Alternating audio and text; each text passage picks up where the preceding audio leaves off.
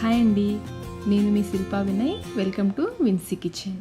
ఇలా కనుక పూర్ణం చేసుకున్నామంటే పండుగ రోజున ఒకేసారి 3 రకాల ప్రసాదాలను చేసేసుకోవచ్చు. పూర్ణం కుడుములు, మోదకాలు, బొబ్బట్లు, ఇంకా పూర్ణం బూరెలు, ఈ 3 ప్రసాదాలు ఒకేసారి చేసేసుకోవచ్చు. ముందైతే మనం లోపల పూర్ణం తయారు చేసుకుందాము. ఇక్కడ నేను 1/2 కిలో పచ్చెనపప్పు తీసుకున్నాను, అంటే 1 లోటా నిండుగా వచ్చాయి. వీటిని 1కి 2 సార్లు శుభ్రంగా కడిగేసి మనం ఏ లోటాతో అయితే పప్పు తీసుకున్నామో అదే లోటాతో 2 నీళ్లు పోసుకోవాలి. 1 కప్పు పచ్చెనపప్పుకి 2 కప్పుల నీళ్లు పోసి 1 గంట పాటు నానబెట్టుకోవాలి. 1 గంట తర్వాత మీడియం ఫ్లేమ్లో 3 విజిల్స్ వచ్చేంత వరకు ఉడికించుకోవాలి. కుక్కర్లో ప్రెషర్ అంతా పోయాక ఈ పప్పులో ఏమైనా నీళ్లుంటే ఆ నీళ్ళని వడార్చడానికి జాలిగిన్నెలోకి ఈ పప్పు అంతా వేసేసుకోవాలి.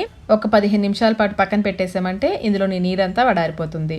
ఇప్పుడు దీన్ని మళ్ళీ కుక్కర్లోకి వేసేసుకోవాలి. వడార్చగా వచ్చిన నీళ్లు ఉన్నాయి కదా, అవి పడేయకండి. వాటితో రసం పెట్టుకోవచ్చు, లేదంటే అన్నంలో ఎసర్లాగా, అన్నం వండేటప్పుడు ఎసర్లాగా వేసుకోవచ్చు, పప్పులో వేసేసుకోవచ్చు. పడేయకండి, చాలా న్యూట్రిషన్ వాల్యూస్ ఉంటాయి దాంట్లో. ఇప్పుడు పప్పు గుత్తితో ఈ విధంగా బాగా మెత్తగా మ్యాష్ చేసుకోవాలి, లేదంటే మీరు మిక్సీ జార్లో వేసి కూడా గ్రైండ్ చేసేసుకోవచ్చు. ఇలా బాగా మెదుపుకొని ఇందులో మనం ఏ లోటాతో అయితే పచ్చెనపప్పు కొలుచుకున్నామో అదే లోటాతో తురిమిన బెల్లం వేసుకోవాలి. అదే వెయిట్ మెజర్మెంట్లో అయితే 1/2 కిలో బెల్లం అయితే సరిపోతుంది. ఈ బెల్లము, ఈ పచ్చెనపప్పు పేస్ట్ బాగా కలిసేలాగా కలుపుకోవాలి. వేడిగా ఉంటుంది కదా, కొంచెం కరుగుతుంది. ఇలా కలిపేసుకొని ఈ మిశ్రమాన్ని మళ్ళీ స్టవ్ పైన పెట్టుకోవాలి. ఫ్లేమ్ లోలో ఉంచి కలుపుకుంటూ ఉడికించుకోవాలి. మీరు స్వీట్ ఎక్కువ తినే వాళ్ళైతే మరొక 1/4 కప్పు వరకు బెల్లం ఎక్కువ వేసుకోవచ్చు. కొంచెం సేపటికి వేడికి చూడండి బెల్లం కరిగే విధంగా పల్చగా అవుతుంది. అలాగే ఇందులో బెల్లం గడ్డలు ఏమైనా ఉంటే స్పూన్తో మ్యాష్ చేసుకుంటూ ఉడికించుకోవాలి. కన్సిస్టెన్సీ చూడండి, బెల్లం పూర్తిగా కరిగిన తర్వాత ఈ విధంగా పల్చగా ఉంటుంది. ఇలాగే కలుపుకుంటూ ఇది కొంచెం దగ్గర పడేంత వరకు ఉడికించుకోవాలి. ఇక్కడ చూడండి, ఈ మిశ్రమం కొంచెం దగ్గర పడింది కదా. ఇలా దగ్గర పడిన తర్వాత ఇందులో 7-8 యాలకుల్ని మెత్తగా పొడి చేసుకుని వేసుకుని కలుపుకోవాలి. ఫ్లేమ్ లోనే ఉండాలి. చూడండి, మిశ్రమం ప్యాన్ నుంచి కూడా సపరేట్ అవుతుంది కదా.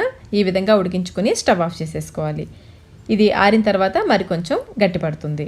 పూర్తిగా చల్లారిన తర్వాత చూడండి మరి కొంచెం గట్టిపడింది కదా. ఈ విధంగా ఉండాలి పూర్ణం. ఈ పూర్ణంతో మనం పూర్ణం కుడుములు చేసుకోవచ్చు, బొబ్బట్లు చేసుకోవచ్చు, ఇంకా పూర్ణం బూరెలు కూడా వేసుకోవచ్చు. లోపల పూర్ణం రెడీ అయిపోయింది కదా. ఇప్పుడు మనం పూర్ణం కుడుములకి పైపిండి చేసుకుందాము. ప్యాన్లో 1.5 కప్పుల నీళ్లు పోసుకోవాలి. అలాగే 2 చిటికెళ్ళ ఉప్పు, ఎక్కువ వేసుకోవద్దంటే చాలా కొంచెం వేసుకోవాలి. అలాగే 1 టేబుల్ స్పూన్ తురిమిన బెల్లం. ఇవి వేయడం వల్ల పైపిండి చప్పగా లేకుండా ఉంటుంది. అలాగే 1/2 టీ స్పూన్ నెయ్యి కూడా వేసుకొని ఈ నీళ్ళని మరిగించుకోవాలి. నీళ్ళు ఇలా మరుగుతున్నప్పుడు ఫ్లేమ్ని లోలో పెట్టేసి 1 కప్పు బియ్యపిండి వేసుకోవాలి. ఇక్కడ నేను పొడిపిండే వేస్తున్నానండి. లో ఫ్లేమ్లోనే ఇలా కలుపుకుంటూ బాగా ఉడికించుకోవాలి. పిండిని ఇలా మ్యాష్ చేస్తున్నట్లుగా కలుపుకుంటూ ఇదంతా ఒక ముద్దలాగా అయ్యేంత వరకు ఉడికించుకోవాలి. చూడండి, ఇలా ముద్దగా అయినప్పుడు స్టవ్ ఆఫ్ చేసేసుకొని మూత పెట్టేసి ఈ మిశ్రమాన్ని కొంచెం చల్లారనివ్వాలి. ఈ పైపిండి గోరువెచ్చగా ఉన్నప్పుడు, అంటే మనం చేత్తో తాకగలిగినంత వేడి ఉన్నప్పుడు పిండిని బాగా కలుపుకోవాలి. 5 నిమిషాల పాటు బాగా మద్దన చేస్తూ కలుపుకోవాలి. ఇలా కలుపుకోవడం వల్ల పిండిలో జిగురొచ్చి మనం పూర్ణం కుడుములు చేస్తున్నప్పుడు అలాగే ఉడికించేటప్పుడు కూడా పగలకుండా చక్కగా వస్తాయి. ఇలా కలుపుకోవడం మటుకు చాలా ఇంపార్టెంట్ అండి. ఈ విధంగా బాగా మద్దన చేస్తూ ఒక ముద్దలాగా అయ్యేంత వరకు కలుపుకోవాలి. పైపిండి కూడా రెడీ అయిపోయింది. ఇప్పుడు ఒక పాలిథిన్ కవర్ని నెయ్యితో గ్రీస్ చేసుకుని మిల్క్ ప్యాకెట్ కవర్ అయినా లేదా ఆయిల్ ప్యాకెట్ కవర్ అయినా తీసుకోవచ్చండి. కొంచెం పిండిని బాగా కలుపుకొని చూడండి, ఈ విధంగా క్రాక్స్ లేకుండా కలుపుకోవాలి. చేతికి అంటుకోకుండా కొంచెం నెయ్యి రాసుకుని ఈ విధంగా స్ప్రెడ్ చేసుకోవాలి. మరి పల్చగా కాకుండా కొంచెం మందంగా స్ప్రెడ్ చేసుకోవాలి. ఇప్పుడు దీంట్లో మనం తయారు చేసుకున్న పూర్ణంని ఇలా బాల్ లాగా చేసి పెట్టుకోవాలి. ఈ పూర్ణాన్ని పైపిండితో చక్కగా క్లోజ్ చేసేసుకోవాలి. ఇలా కొంచెం పైకి ప్రెస్ చేసుకుంటూ క్లోజ్ చేసేసేయాలి. ఇప్పుడు ఇలా రోల్ చేసామంటే చక్కగా బాల్ లాగా వచ్చేస్తుంది. ఇలా చేయడం వల్ల క్రాక్స్ ఏమైనా ఉంటే పోతాయండి. పూర్ణం కుడుము చక్కగా వచ్చింది కదా, ఎక్కడ పగులు రాకుండా. ఇప్పుడు వీటిని ఉడికించుకోవడానికి ఈ విధంగా ఒక జాలిగిని తీసుకుని నెయ్యితో గ్రీస్ చేసుకోవాలి. మీ దగ్గర ఇలాంటి జాలిగిని లేకపోతే ఇడ్లీ ప్లేట్స్లో అయినా ఉడికించుకోవచ్చండి. ఇప్పుడు మనం మోదక్స్ ఎలా తయారు చేసుకోవాలో చూద్దాము. పైపిండి లోపల పూర్ణం కంటే కూడా డబల్ సైజు ఉండేలాగా తీసుకుని ఈ విధంగా ఫ్లాట్గా ప్రెస్ చేసుకోవాలి. మధ్యలో పూర్ణంను ఉంచి పైపిండితో ఈ విధంగా క్లోజ్ చేసేసుకోవాలి. పిండిని ఇలా పైకి తీసుకొస్తూ క్లోజ్ చేయాలండి. మనకి మోదక్ షేప్ రావాలి కదా, ఇట్లా పైకి వేళ్ళతో పైకి లాగుతూ క్లోజ్ చేసుకోవాలి. పైన పిండి కొంచెం ఎక్కువగా అనిపిస్తే తీసేసుకోండి. చూడండి చక్కగా మోదక్ షేప్లో వచ్చింది కదా. ఇప్పుడు స్పూన్ వెనుక భాగంతో ఈ విధంగా మార్క్స్ చేసుకోవాలి.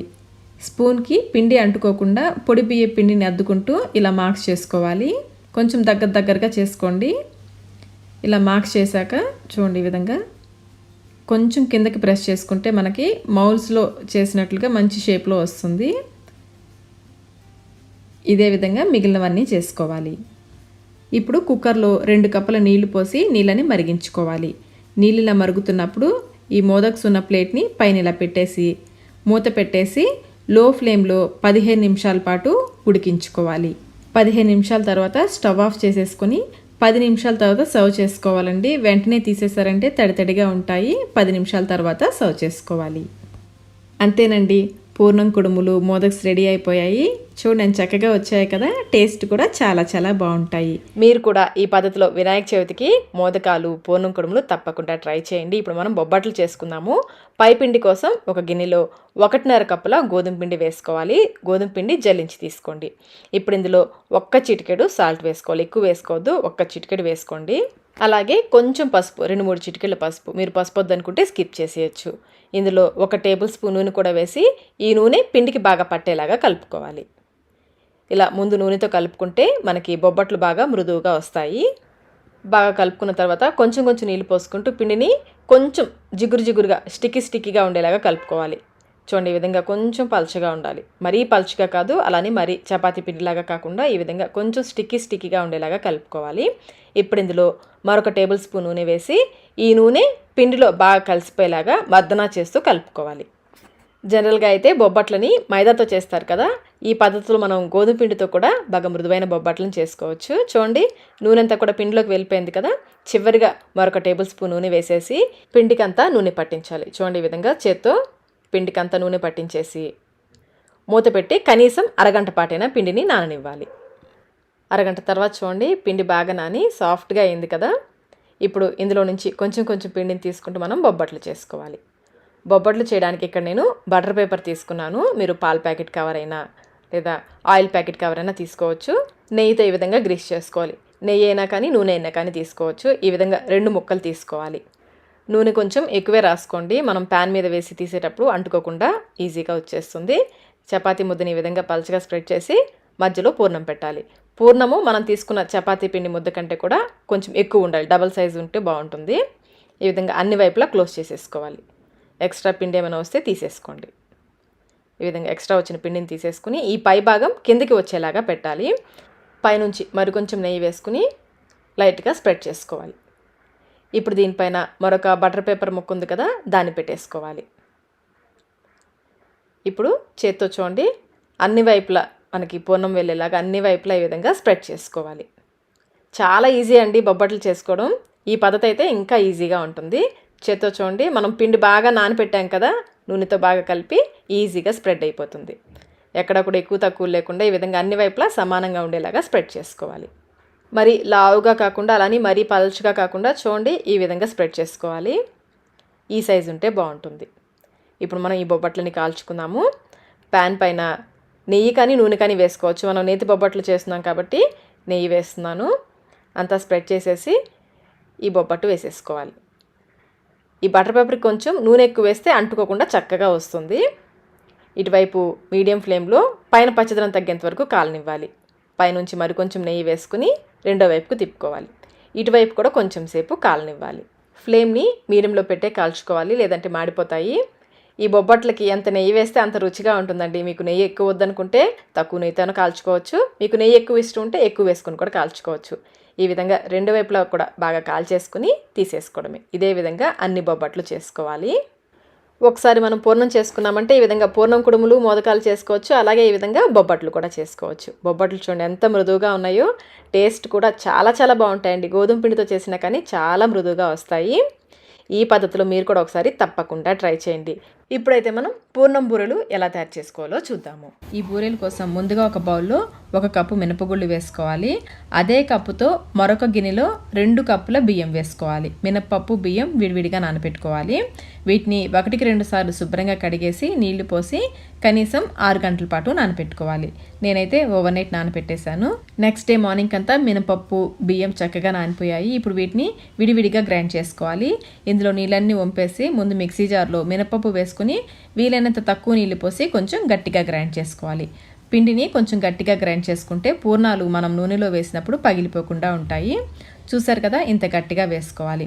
అలాగే బియ్యం కూడా వీలైనంత తక్కువ నీళ్లు పోసి మరీ మెత్తగా కాకుండా కొంచెం బరకగా ఉండేలాగా గ్రైండ్ చేసుకోవాలి. ఈ పిండిని కూడా మినప్పిండిలోకి వేసేసుకొని ఈ మినప్పిండి బియ్యపిండి బాగా కలిసేలాగా కలుపుకోవాలి.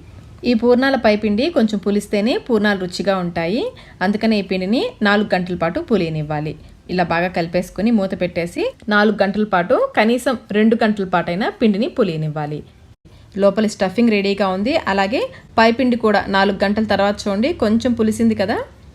ఇందులో నుంచి మనకి కావలసినంత పిండిని ఒక గిన్నెలోకి తీసుకోవాలి. ఇప్పుడు ఇందులో 1/4 టీ స్పూన్ వరకు ఉప్పు, అలాగే 1 టీ స్పూన్ పంచదార వేసుకొని కలుపుకోవాలి. ఈ పూర్ణాల పైపిండిని రుబ్బిన వెంటనే మీరు పూర్ణాలు వేసేస్తున్నట్లయితే కొంచెం 1/4 టీ స్పూన్ వంట సోడా వేసుకోవచ్చు. మనమైతే పిండిని పులియనిచ్చాం కాబట్టి వంట సోడా వేయాల్సిన అవసరం లేదు. కన్సిస్టెన్సీ ఈ విధంగా గట్టిగా ఉండేలాగా రుబ్బుకోవాలి. ఇప్పుడు ఇందులో మనం తయారు చేసుకున్న పూర్ణం పిండి బాల్స్ ఉన్నాయి కదా, ఒక్కొక్కటిగా ఉంచి ఎక్కడ గ్యాప్ లేకుండా అన్ని వైపులా కోట్ చేసుకుని ఎక్స్ట్రా పిండి ఏమైనా ఉంటే ఇలా తీసేసుకుని బాగా కాగిన నూనెలో వేసుకోవాలి. ఫ్లేమ్ మీడియంలో ఉండాలి. చేత్తో వేయడం కష్టం అనుకునే వాళ్ళు స్పూన్తో కూడా వేసుకోవచ్చండి. ఫోక్ తీసుకుని పిండిని అన్ని వైపులా కోట్ చేసి ఇలా నిదానంగా తీసుకుని వెంటనే నూనెలో వేసుకోవాలి. ఎక్స్ట్రా పిండి ఏమైనా ఉంటే ఈ విధంగా తీసేసుకోండి. తోకలు రాకుండా చక్కగా వస్తాయి. నిదానంగా ఆయిల్లో వేసేసుకోవాలి. ఇలాగే మీకు నచ్చినట్లుగా స్పూన్తో కానీ చేత్తో కానీ వేసేసుకుని ఫ్లేమ్ని మీడియంలో ఉంచి వేసిన వెంటనే కదపకుండా పైన పచ్చిదనం తగ్గిన తర్వాత నిదానంగా కదుపుకోవాలి. ఇవి 3 ఒకదానికొకటి అంటుకుపోయాయి కదా, కాలిన తర్వాత ఈ విధంగా చేస్తే ఈజీగానే వచ్చేస్తాయి. పచ్చిగా ఉన్నప్పుడు మటుకు విడదీయకండి, పగిలిపోతాయి. కొంచెం కాలిన తర్వాత ఈజీగానే సపరేట్ అయిపోతాయి. ఈ విధంగా మంచి రంగు వచ్చేంత వరకు మీడియం ఫ్లేమ్లో బాగా కాలనివ్వాలి. నిదానంగా ఆయిల్లో నుంచి తీసేసుకుని ఎక్సెస్ ఆయిల్ అంతా డ్రైన్ చేసేసుకోవాలి. నూనె కూడా ఎక్కువగా పీల్చుకోవు. చూడండి చక్కగా వచ్చాయి కదా. ఇదే విధంగా మిగిలిన పూర్ణాలన్నీ వేసుకోవాలి. పైన క్రిస్పీగా లోపల సాఫ్ట్గా చాలా అంటే చాలా బాగుంటాయి. ఈ టిప్స్ ఫాలో అవుతూ చేస్తే మీరు ఫస్ట్ టైం చేసినా కానీ పూర్ణాలు చాలా పర్ఫెక్ట్గా వస్తాయి. చూసారు కదా, వినాయక చవితి స్పెషల్ ప్రసాదాలు మీరు కూడా తప్పకుండా ట్రై చేయండి. ట్రై చేసి మీకు టేస్ట్ ఎలా అనిపించిందో మాకు కమెంట్ రూపంలో తెలియచేయండి. ఈ వీడియో మీకు నచ్చినట్లయితే లైక్ చేయండి. మీ ఫ్రెండ్స్కి ఫ్యామిలీ మెంబర్స్కి షేర్ చేయండి. Thank you.